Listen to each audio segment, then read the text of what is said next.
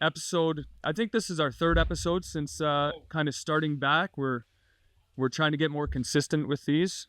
Once a month. That's the idea. Just to talk team. Yeah. Just to talk about. Well, we got a couple things down here. We'll kind of go riff it a little bit, but kind of talk about what we have coming up. We want started. Upcoming fights for the team. Joe Collette. Mm-hmm. How cool is that?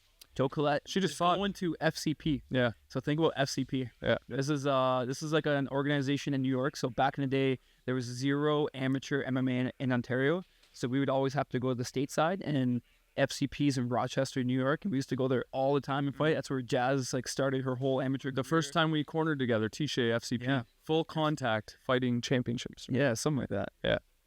Yeah, cool. Contact promotions. Yeah. We kind of got away from going down there a bunch. I don't know. I guess the AME scene here started picking up, but it's been a while. Fights here. Yeah. We started becoming way more consistent. Yeah. We didn't have to travel as much, but yeah, Jazz got an amateur title there. Jared got an amateur title there. Tisha. That's the first time we ever cornered together. Yeah. I got my mom's minivan. Yeah. Me, you, Tisha, and Jazz drove down. We weighed in. Next day we had the fights. Yep. Big night. They put on a good show. Fight for an amateur, and Jazz was like her second amateur fight. Yeah. It's the first time we all cornered together. Yeah. She fought that Joe chick. Remember, who was just telling me? Oh, she got caught in an armbar. She got caught in an armbar. We were, freaking out first. Tight armbar. We've worked on armbars every camp since then, but it was the weight thing. I think we were told it was 120, and then the girl just we found out the day of weigh-ins. Oh no, it's 125. That sort of shit. Yeah. Just thinking about all those times, the adversity, those are always fun trips. Yeah. I got so many memories going to FCP. Yeah. But Joe's fighting there. Mm-hmm. Joe Collette, one of our female fighters. Amateur fighter. I think she could be pro right now too. Joe, she's a wife, she's a mother, she runs a tattoo business. She's a grinder. She comes and helps the kids jiu-jitsu classes all the time. Yeah. She just has so much going on, but she's also this badass MMA fighter. Yeah. Comes to our gym. She's one of Jazz's main training partners. She just fought 2 weeks ago. Yeah. Back at it. She came down to Thailand with us and trained. Yeah. Helped Jazz out for a camp. Yep.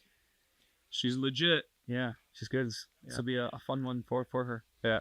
It's cool seeing, I got to experience it, I think once, where competing in that quintet with Kira doing the tournament. Yeah. Just so fucking fun.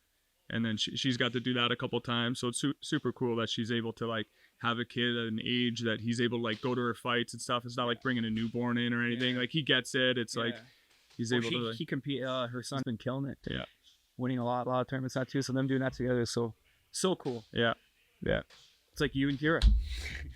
I have a picture of the one quintet walking out, and Kira's she's probably 4 or 5, giving her a high five. I'm that's my favorite picture. I don't know if it'll happen again, but yeah. So she gets to experience that with her son, and super cool. And just again, the experience that we talked a little bit about, or we were talking about traveling and just the experience and how much that levels you up. I think her going to Thailand and experiencing that and learning from just different people, different coaches, different training partners, but also just the confidence that brings, because it's shit, I'm right there. She's having good rounds with all these pro fighters, and you talk about this a lot, especially with wrestling, that you your wrestling career, you traveled a lot to different countries, not just for competitions, but just training, taking a week training camp with Team Korea and stuff like that, and how much that leveled you up. For sure. Learning new things, but also testing yourself on the national scene. And for us as coaches, we talk about it all the time too, just the importance of getting in there and seeing what other places are doing, what we're doing right, what we need to be doing better. Talked about this a lot in Thailand. I think one big thing was for Tisha. Yeah. Seeing Tisha go to Thailand. I think that was that trip leveled them up so much on a confidence level. Yeah. Yeah. Sometimes it takes that even just the change of scenery to reignite that fire in them, I don't want to say it's always the same shit we do. We're mixing it up, but the mundane, the same building, the same lights, the same voices. You get in there. Yeah. Your training partners start to, it's great to have, I feel like it's great to have, similar training same training partner, and you're going to have to adjust to them. They have to adjust to you, but there's something to be said about going with someone brand new. Just that's where you get your skill development in that. It's just getting comfortable with people where you can open up with, you can talk to a lot. Someone you're comfortable with, that goes a long way. But then taking a little side trip here and there. Yeah. I mean, again, it depends too. We got Donnie, who's, he's a big guy. We don't have many big guys in the room. So for him, it's imperative. It's crucial for him to get in and train with bigger bodies too. So he maybe needs to travel a little bit more, where someone like, a Cody or Kevin, like we got so many 35ers to 55ers. They're getting different looks on the regular, even if it's with teammates. But yeah, so I think it's always like tight-knit team is, we always talk about it. Yeah. Massive. The one-on-one with and that's coaches what that are fully invested in you. Yeah. Is massive. And that's what, like, speaking of Bang Tao, the place in Thailand, it feels like they're like a super gym or a mega gym, like just massive. Yeah. But also it felt like they had that team atmosphere too. Like it felt like they were all a tight knit crew. Oh, it was eye-opening for business owners. It was eye-opening to see like, oh, what do we like from here, and we can add to our gym. That's a cool thing for us too. The jerseys. Coaches, as coaches and business owners going to different gyms and seeing it too. Yep. Definitely, like, we talk a lot about like dedication or consistency over motivation. So motivation comes and goes, but it certainly is motivating. Oh, for sure. It's motivating to go there and see what a gym has done in that short period of time. I know they're compiled of coaches that have a lifetime experience, but the gym itself, they're only a few years old. Also a nice destination and that too, and being on the beach in Thailand. It wouldn't hurt to have goes a a beach. long way, but definitely. But so much fun going there. But that's what's cool. It's because what works for them might not completely work for us. Like, we're carving our own path. We have a unique situation that's not like Syndicate, that's not like Extreme, it's not like ATT. Yeah. We have our own thing that we have to figure out what works for us. That's why I go to these other gyms and like, I like this thing, I like this thing from this gym, I like that thing from that gym. We're not just scouting, we're not there the whole time. But we are watching. Yeah. We are taking notes, everything from the pro shop. Like, we even jumped in on the class stepping. Yeah. Me and you did a jiu-jitsu class together and it's just cool seeing coach. Oh, this is how he structures. Cool to be coached again, eh? Dude, I love being coached. I like getting like coached. Like, it's not your responsibility to be helping people. You're just there for yourself. It's kind of like it's fun. Oh, I love that. I enjoy it a lot more than telling people what to do. Yeah. What else we got going up? So Joe's next one up, and then after that, I think we got on the same week, Prickett's going to be going to Florida, Orlando. Donnie's fighting for PFL on the Friday night. Yeah. Big fight for him. He's in the tournament. Yeah, it's huge. This tournament, this new tournament thing that seems to be popping up more and more. I mean, they've done it back in the day, but I feel like more organizations are going with the tournament format. And so he's in an 8-man bracket. Fun, right? He's in an 8-man bracket. He's gonna be fighting for a world title. And it's more like you got like a blueprint of like. Yeah. He kind of like has his gear kind of. Yeah. I like that. There's no question what he's doing next. He's in the tournament. Yeah. It's going to be 3 fights to win the whole thing. He's got a tough Russian, 12-2. Good guy, but hasn't been, hasn't fought the craziest of competition. He's fought some good guys. His last 2 fights, he lost to a game opponent. But, it'll be interesting. Another grappler. Yeah. I feel like Donnie does good against those, like, the wrestler with an overhand type people. He's done extremely well against them. So in that same week, I'll be heading down to Vancouver with some of the guys. We got Powell in the main event, title fight. It's this young undefeated kid. Mm-hmm. T-Shay's making his big return. He hasn't fought in like almost a year and a half now. Yeah. So I'm excited for him. Mm-hmm. He has a big fight in Vancouver. Yeah. And Dumont got a fight now. Yeah, Dumont's jumping on. He's coming down. Yep. I guess they have like a press conference in that. They're going a little early in that. Oh, that's cool. Good. He's getting practice for that right now. He's got a firefighter interview today, so trying to balance it. Yeah.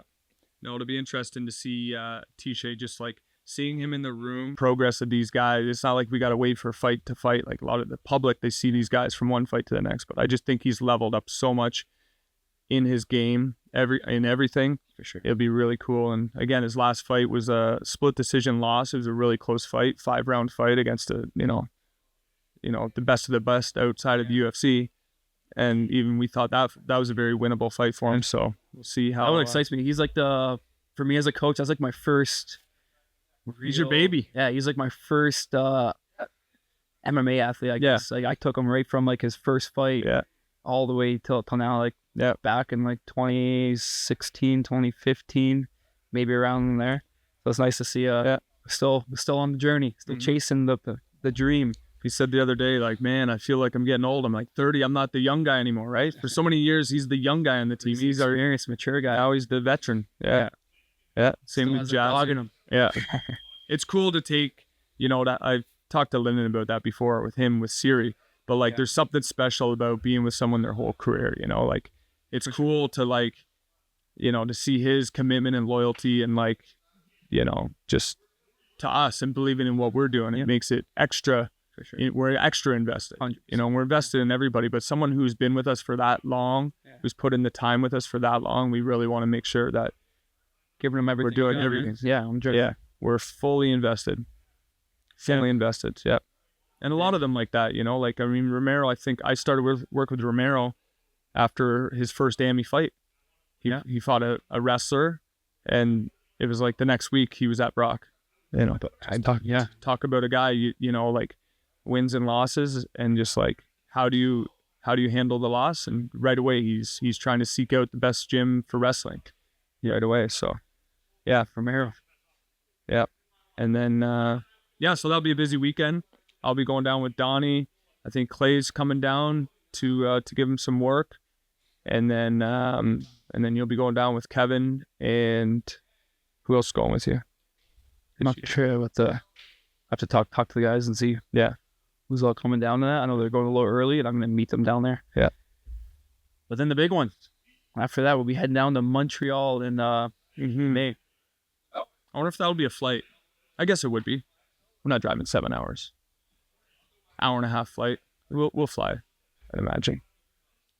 Sometimes like that amount of flight, like by the time you like check into the airport, it's almost just as easy to fly, but I'd imagine driving and flying will be kind of similar. Yeah. But big one for Mikey and Jazz. Now talking about card, like it's sick that UFC. This is the fourth one. Coming to Canada so often. Yeah. Fourth card. I think we've been on all of them now in the last couple of years. Jazz and Mike, I think, have been on all of them. Yeah. Both of them have been on all the cards. So super cool that they're like investing in them and talking about like, we talk about it all the time. Like you do everything you can do, but it's about like the opportunities that are presented, and the UFC has definitely been giving them both the opportunities to go. It's crazy how active Jazz has been. Yeah. Keep saying she's gonna have a break. Yeah. Just these opportunities keep coming. This time I said, don't even talk about a break, because we've talked about it the last 3 and it hasn't happened. Let's just like, we're getting back in, and maybe a break will happen. But she's a big opportunity. You got a former world champion. Yep. Someone who's been around for a long time in the UFC, got a big name. It's a big opportunity for her. Yep. I always go online and look at their Tapology and stuff. And with Jazz, right, she started training in like 2016, started fighting in 2017. When Jazz took her first amateur fight, going down to Rochester, to fight that young chick, forget her name. This girl had already fought for a world title. That's crazy. And then like by the time Jazz went pro, this girl was already a world champion, 2019. So the girl's been around forever, and definitely game. I don't think she's like getting worse, but I don't see her like fight to fight, leveling up, right? So she kind of she's doing the same stuff, and which she's very good at. But it's a good matchup for Jazz. She's a different body type, super short. It's a fun puzzle to solve. Puzzle to solve. Yeah. But she's had trouble with the grappling in the past. She's a black belt, but that wrestling, she's been taken down. So we'll definitely lean heavy on that, as we normally do. And then Mikey's got a really tough opponent. Don't want to say typical American, but tough dude. Comes forward. Yeah, puts pressure on. Yeah, so that'll be a nice, good puzzle for him to solve. Kind of that southpaw orthodox matchup. And Mikey does good. Those style fights, But with that main event, what's the guy's name? Jack Delamenta. I always fuck his name up. JDM. I'll call him JDM. Well, how many fights speaking of cards together, Jazz Contender Series fought on the same Contender Series as this guy. They both made it into the UFC the same night. Yeah. That's so cool. Now they're both fighting in Montreal. He's fighting for the title. He's fighting for the title in the main event. Jazz is on the card too. Super cool guy. Yeah. Talk about opportunities and luck. We always talk about luck and opportunities, being ready for the big moments. It seemed like he got a little lucky and jumped on the opportunity, and now he's... Well, I mean, he's matched up against Leon, which that's a huge fight. Leon Edwards fighting on that side of the world, and then they switch him over to this card and take him instead of Leon. Yeah. Leon would be the person for that fight. I mean, he lost. It was a close fight with Bilal, but does he get an immediate rematch? How many times has he defended? Yeah. Quite a few.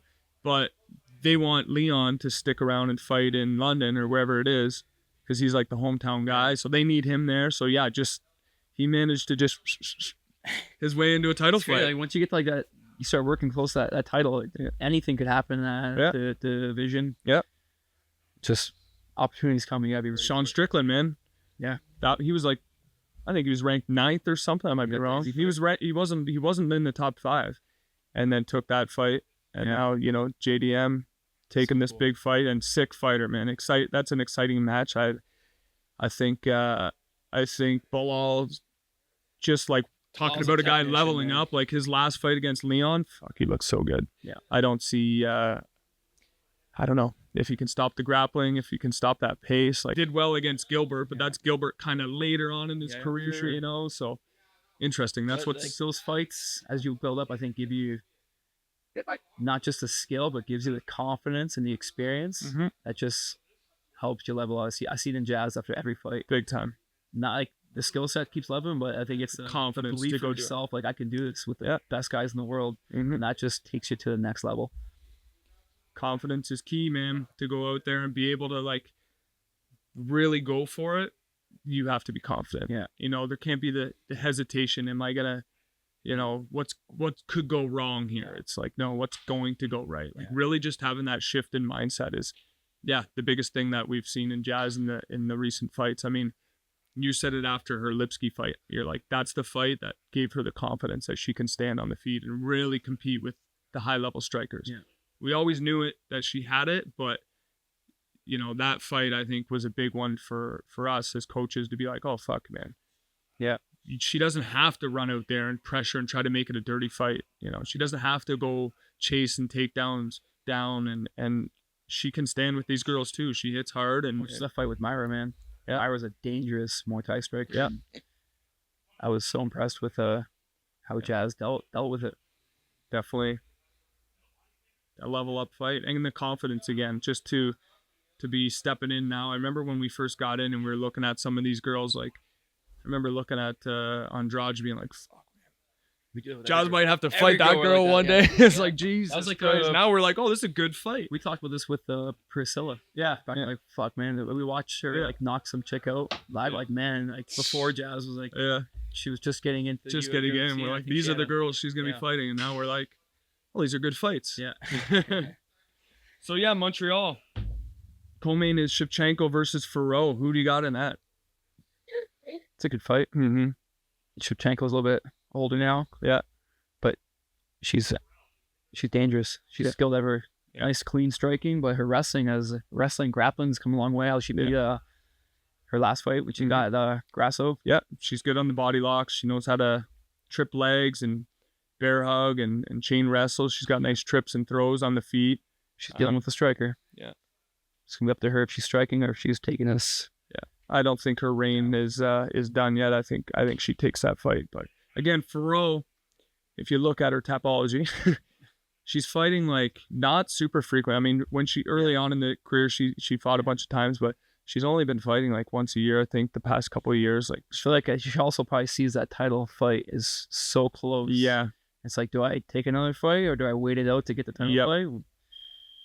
And that's what I was saying. I think I'm slightly biased because how many times Jazz fought, but there should be something to be said in the rankings where someone gets into the top 5 and then they all of a sudden put the brakes on, and now we're fighting once a year. Yeah. And they get to maintain that spot versus Vivian. Yeah. Like, she's still ahead of Jazz. Yeah, it's just they're not fighting near as frequently. There should be something in the rankings, but whatever. The rankings are the rankings. I think from a matchmaker perspective, there's no blueprint. No. The UFC and the matchmakers, I think they definitely favor active fighters. So if there's someone that's ranked like Vivian slightly ahead of Jazz, I think they're going to give the opportunity to the person that's more consistent. Like, that's what they preach they want. They want active fighters. They want people that are going to take short notice fights and do all that stuff, be a company man or company woman. So I think they'll, sure, but gotta be winning too. Yeah, definitely. And then yeah, that's what we got coming up. I think and then we got a kids wrestling tournament. Got a shout out with that. I'm excited about that on the 19th. So we're busy, man. Yeah, so many events. Trying to figure out a way to get home after Donnie's fight. Maybe a red eye or some late fight so I can be there in the morning. But we'll see. We got a big crew of kids wrestling in Brock, so I'm pumped for those ones. Doesn't stop, from the MMA fights to jiu-jitsu competitions, wrestling competitions, kickboxing competitions. I had a couple things written down here. I wanted to ask you, D-Mercs, I had a big question for you. What's your favorite trip that we've been on? What's your favorite fight trip? If you can remember them all. It's an easy one now. Yeah. It's an easy one now. Thailand. Yeah. Thailand, Saudi Arabia. Yeah. But Thailand. I've never been to Thailand. Mm-hmm. And I've wanted to go to Thailand since I was a teenager. Yeah. But never have. Yeah. So I've looked into Thailand so much, and then we went down for Jazz's fight. It's like fighter's paradise, man. It's just everything you need. So I felt like I was in a different world. Mm-hmm. I feel like I went to a different world, just a different way of living, different way of life. It was so much fun. Coolest thing was I think my favorite part of Thailand was just getting on the bikes, just being on ripping the around, bikes, man, ripping around, getting lost, and just searching around, finding beaches, finding a way to the gyms, all the different restaurants, just talking fights all the time. Yeah, right. It's there's no. It's really chill. You almost want to say no responsibility. I mean, there's obviously a lot of responsibility, but just the day to be away and the day-to-day, things that we're doing and just be able to focus entirely on, That's cool. And then being in the gym, I jumped in a bunch of classes. Yeah. I was like, well, you were in there, Jazz. man. Jazz was doing one of the days. Yeah. By that point, so we work with Jazz. I'm like, I'm gonna jump in a boxing class. I'm gonna try this Muay Thai class out. Yeah. I'm gonna do a jiu-jitsu class. I jumped in with T-Shay on some of the MMA classes. We were drilling together in that. Yeah. I love that. Takes me back to the old days when I was training a lot. No, it's so cool to be able to wake up in the morning. I mean, and at that time we were leaving the Canadian winter, which is so we're leaving that, and then it's just the snowstorm. Yeah, the snowstorm. We just missed that. Well, actually, on the way to the airport, we kind of caught a little bit of it. Left a little early. I was nervous. But just wake up in the morning, throw your shorts on, grab your backpack, just fucking rip into practice. 5-minute bike to practice. Go grab some breakfast after. $2 breakfast. You're getting your eggs. You're getting your sausage. You're getting your coffee. Also, we talk about the journey, man. The journey in fighting, in life, but also the journey to Thailand. Yeah. It was so much fun. We had we had a fly from Toronto to Vancouver. The flight there. Vancouver to Hong Kong, Kong to Thailand. Yeah. And that was 18 hours of flying. Yeah.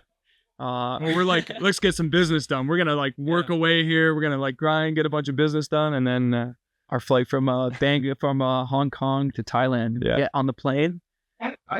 And we're like, well, what's this on the screen in front of our seats? It was nice plane. Nice plane. There's some games. Oh boy. We saw solitaire. Yeah. Prickett challenges me. Those first one to win 3 solitaire games. Yeah. So we're super competitive. Anything we do. How you do one thing. Super competitive.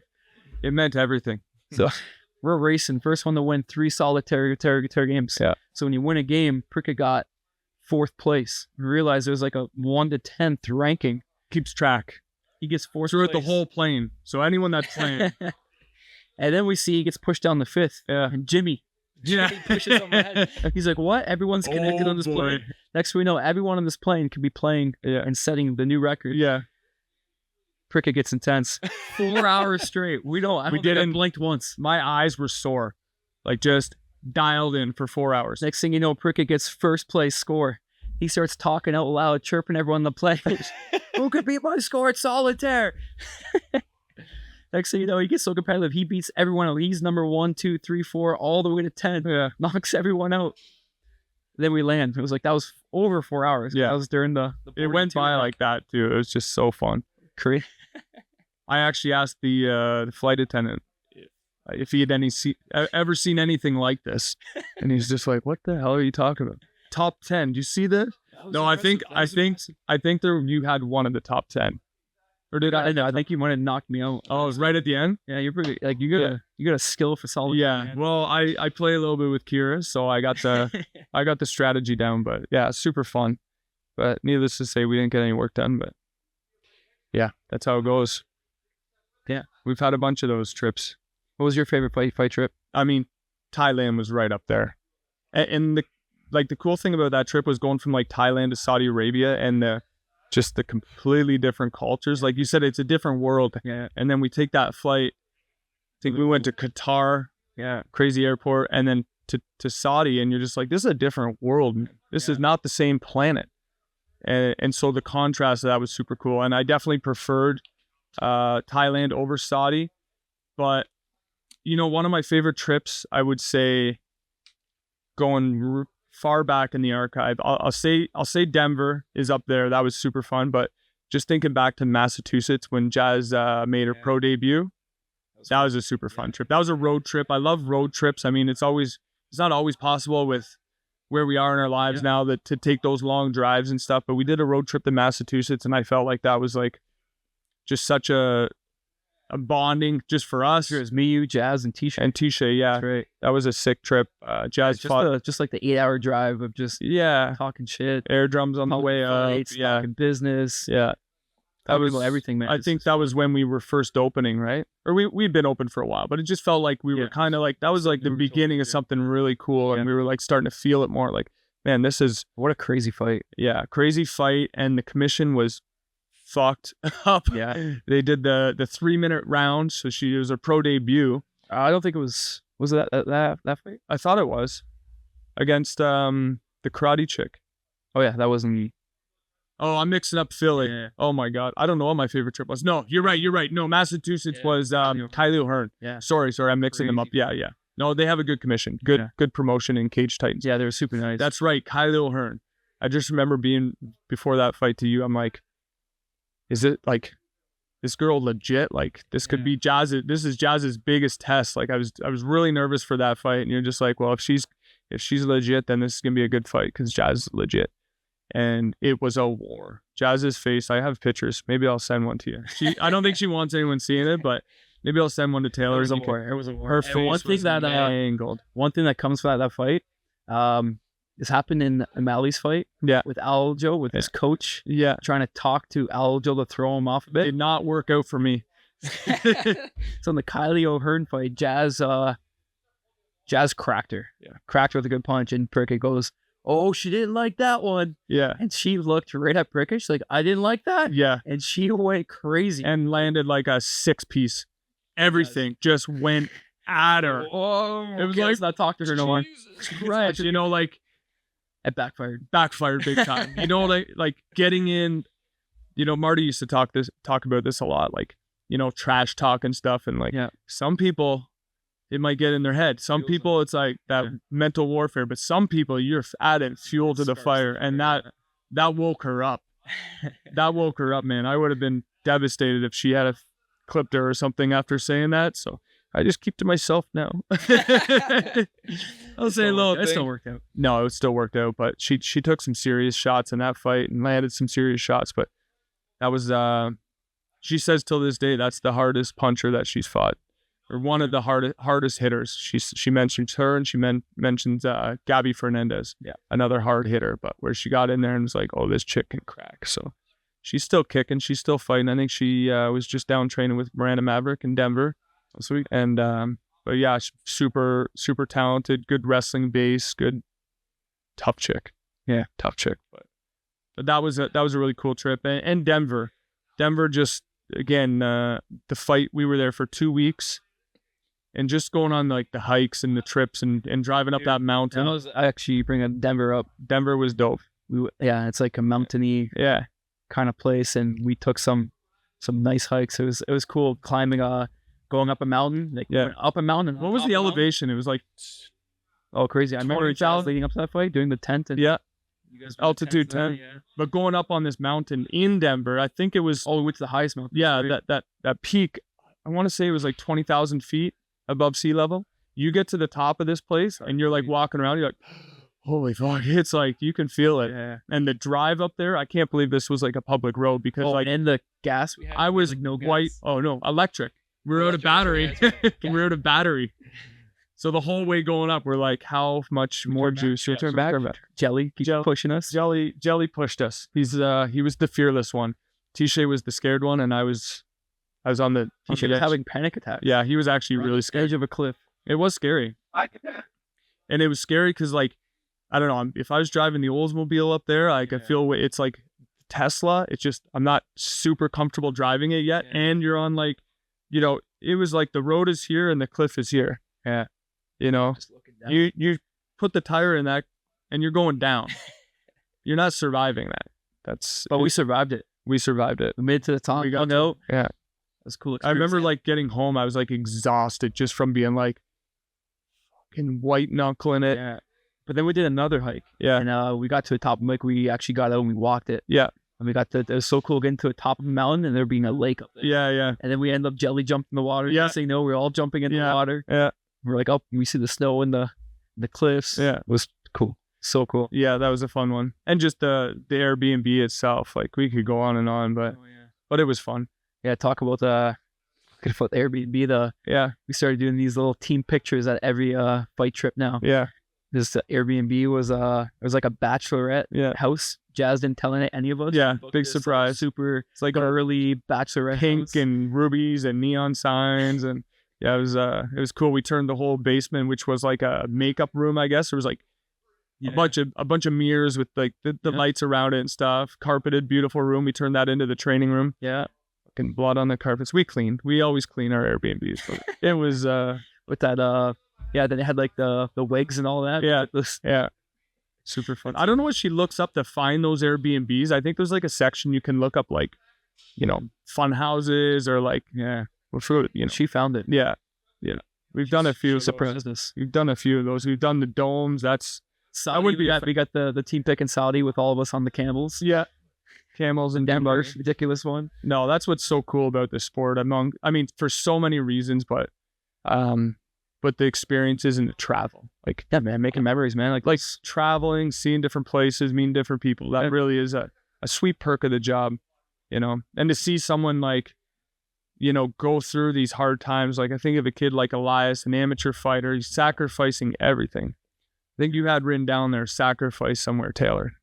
But talking about sacrifice, like the beginning stages of someone's career, I mean, throughout the whole career, but like where someone like Elias is at, or, you know, Danielle, or any of the young ones who are in that struggle right now, where they're not reaping the rewards financially. There's not these big trips, all this stuff, and they're not really getting the recognition. But to see that that's the light at the end of the tunnel, and like, it's really cool, man. It makes it all worth it. Again, the hard times and getting through those times, and to see that that's attainable, and that for sure you're able. Jazz is able to make that. Donnie, Mikey, they went through the same shit. Yeah, right.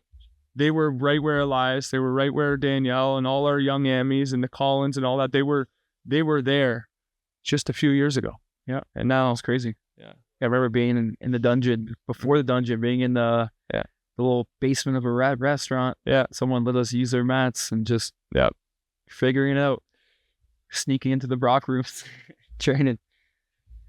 We were outliers, whatever you want to call. Yeah, speaking of sacrifice, like it's like the whole idea of like once you find your dream and your passion, you don't work a day in your life. I don't know if I think of it that way. There's days that are work for me, and there's days for Jazz that like she's not loving what she's doing. She's doing what she needs to do and sacrificing. Like again, Christmas, that was a big one, man. We had a lot of conversations about that, about missing Christmas to go to Thailand, and like she's big on Christmas and her family. She's close with her family. She's got some nieces now, 2 nieces that she loves dearly, but to know that come fight night, she knew that she did exactly what she needed to do. That's where the confidence comes from, is those sacrifices. Not just what you're doing, but what you're giving up too, you know. And I think that's one of the hardest things for people, sacrifice, right? They're willing to work hard in the room, but are you willing to sacrifice these things that are not bettering your career, you know? And that might just be living on a budget, like not being able to enjoy the finer things of life, you know, like you got to work, obviously you got to make money, so you're gonna have to work a job, but are you able to like find something that works around it? And that takes a lot of work. And our training schedules, I mean, we're 11 and 5 every day. It's hard to work a full-time job while doing that, so you got guys driving Uber and waiting tables and doing all that. But yeah, sacrifice is a big one, especially, you know, it gets old. It's like, oh yeah, you're able to do it for a month or two, but to do it like year in, year end, month after month. Thought that was your ringtone. I was like, I like it. Yeah, sacrifice. So we talk about the characteristics of what it takes to be an elite fighter, become a champion. Become your best. We always say like your full potential. It could be your full potential. Like your full potential could be different than my full potential, but reaching that full potential is real sacrifice, but consistency and all these characteristics or values, you know, full effort and attitude and all that stuff.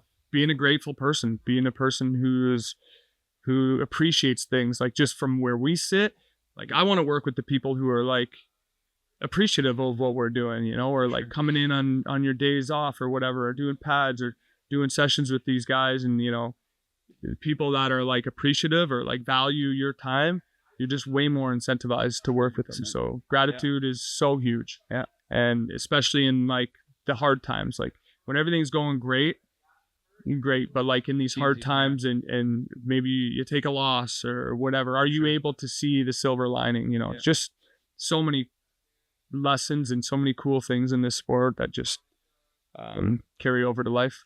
For sure. That's what I love about martial arts, man. Martial arts is life. Like we were talking about, we want to do this new segment, this new series for our YouTube channel. Taylor, I was just thinking like how did martial arts change your life? We kind of want to do this with us, with like some of the fighters, even just some of the rec students that have been with us for a long time. Because I feel like everyone has their own story on how like martial arts. Like, what was your first day? Life.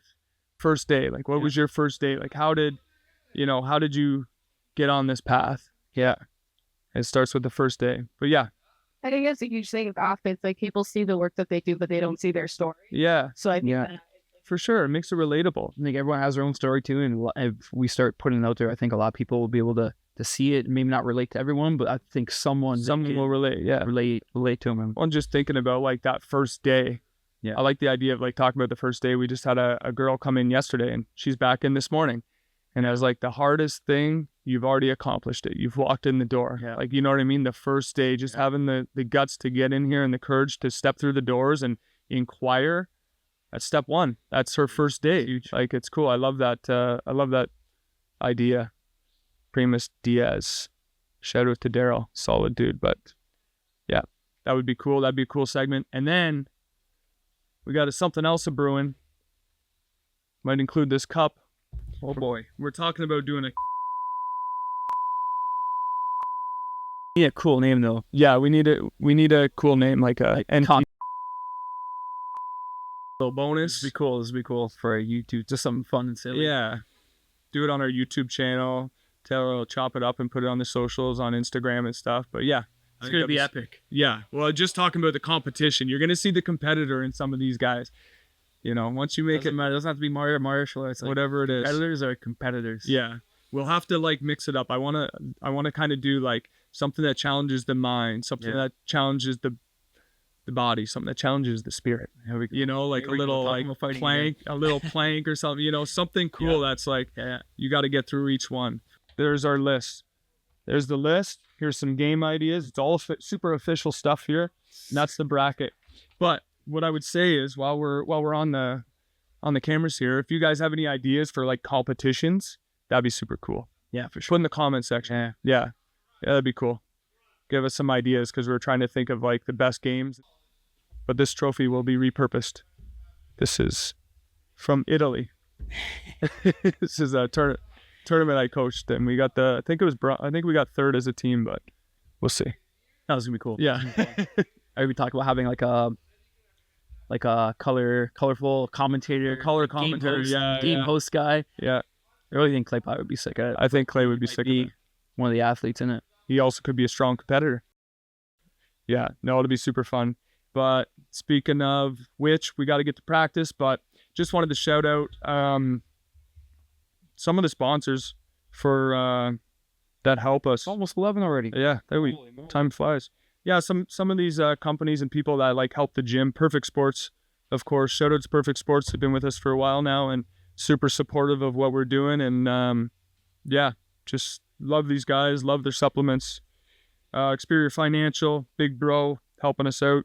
Funded one of our trips way back when to Texas. Oh, they're awesome. He's helped us with the cage and everything. So super supportive. Helped us with our show. Yeah, Famous Diaz. Daryl's the man. Daryl's the man. He's helping a bunch of the guys on the team. So he's helping them and he's helping us. Yeah, no, we appreciate a ton. Skilled Trades with working with Jazz and Mike. Super cool company. Again, I got the chance to go down and like meet with those guys and spend a day at their college. Pick their business minds too. It's just cool. It's so cool because now they're sponsoring the UFC.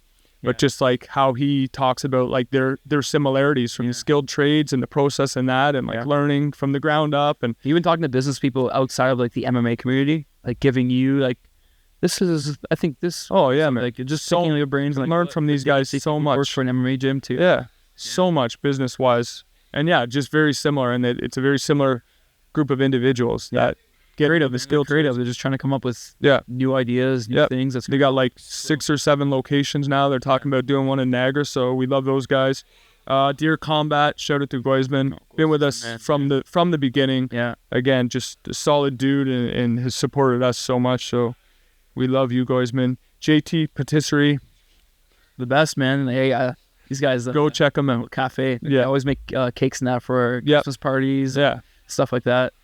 Just someone who's got behind us, and again, we all go there. It's the best place around. If you haven't been there, you got to try it. And then got Fo 18, Impact, just some local companies trying to support local, Some Perfect Sports. Be great. They're awesome. That's it. Signing out. See you next time. Peace.